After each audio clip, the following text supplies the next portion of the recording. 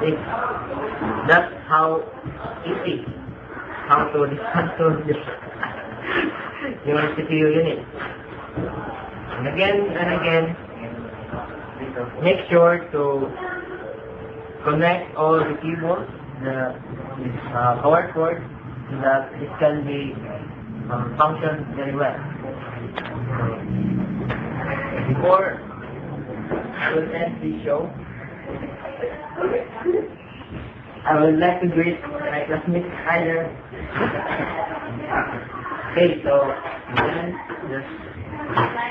okay.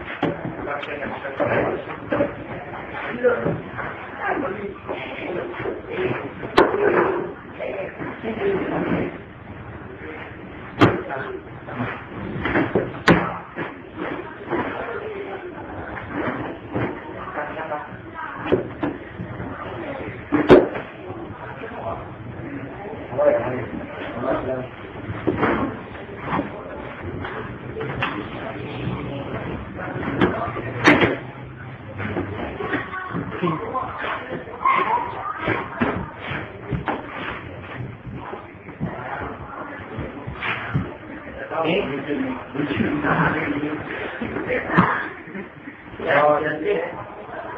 And this is finished. So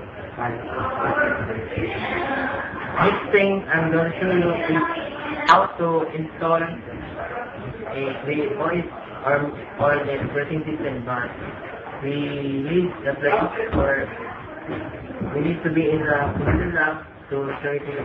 So as for now, this video from 31B signing off.